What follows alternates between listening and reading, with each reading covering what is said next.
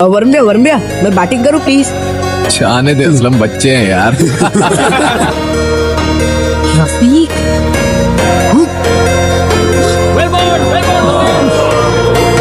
So হ্যাঁ, sure আপনারা চ্যাংকুলি কি ম্যাংকুলি এই মুভিটা তো দেখেছেন। আর এই মুভিতে এই যে কারান যে ব্যাটিং করছে চ্যাংকুলি কি ম্যাংকুলি বলে এরকম করে, সো সে অ্যাডাপ্টেড হয়েছিল, মানে তাকে অ্যাডাপশন নিয়েছিল। তো সো আজকে আমরা হিন্দু লয়ার অনুযায়ী, হিন্দু অ্যাডাপশন অ্যান্ড মেনটেন্যান্স অনুযায়ী কিভাবে অ্যাডাপশনের যে নিয়মগুলো সেগুলো আজকে দেখে নেবো। তো স্ক্রিনে এসো।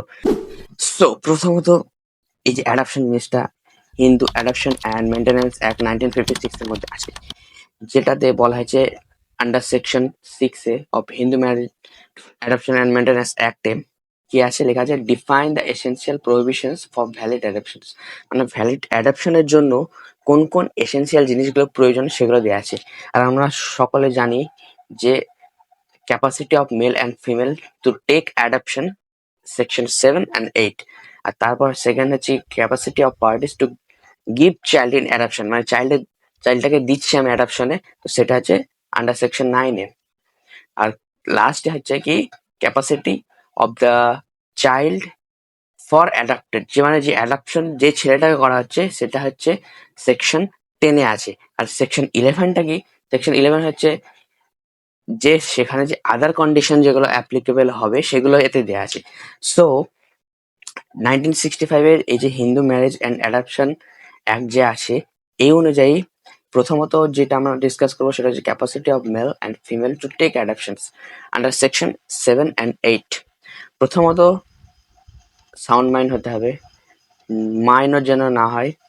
তারপর যে consent of all wives and husband necessary, means যদি কোনো স্ত্রীর প্রচুর স্বামী থাকে প্রত্যেকের কনসেন্ট লাগবে, এবং যদি একটা স্ত্রীর অনেক স্ত্রী থাকে তাহলে প্রতিটা স্ত্রীর কনসেন্ট এখানে প্রয়োজন। অ্যান্ড তারপর হচ্ছে 4 নম্বর হচ্ছে হিন্দু, তাকে হিন্দু হতে হবে, বিকজ হিন্দু যদি সে না হয় তাহলে এই যে Hindu adoption and maintenance act আছে এটা অ্যাপ্লিকেবলই হবে না। সো এরপর হচ্ছে কি second thing, capacity of parties to give child in adoption under section 9। এতে প্রথমত কি হচ্ছে যে এই যে চাইল্ডটা অ্যাডাপশনে দিচ্ছে এটা একমাত্র যে ন্যাচুরাল ফাদার মাদার আছে তারা দিতে পারবে, আর না হলে গার্জেন দিতে পারবে। এক্ষেত্রে কি ফাদার মাদার তো দুজনের কনসেন্ট দিয়ে দিতে হবে, আর গার্জেনের ক্ষেত্রে কি কোর্টের পারমিশনে লাগতে পারে। অ্যান্ড থার্ড হচ্ছে কি capacity of the child for adopted, মানে যে অ্যাডাপ্টেশনের জন্য যে ছেলেটাকে নেওয়া হবে সেটা যেন প্রথমত হিন্দু হয়। দেন হচ্ছে কি নট অলরেডি অ্যাডাপ্টেড, তাকে যেন অলরেডি একজন অ্যাডাপ্টেড করেছিল আবার সেই অ্যাডাপশন যেতে চাই, এটা হবে না।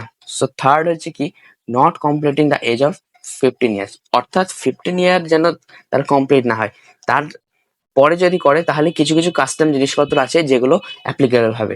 সো এরকম ছোটখাটো ভিডিও মাধ্যমে যদি তুমি লটাকে ভালোভাবে বুঝতে চাও তাহলে এখনই সাবস্ক্রাইব করো। Bye, thank you, tata.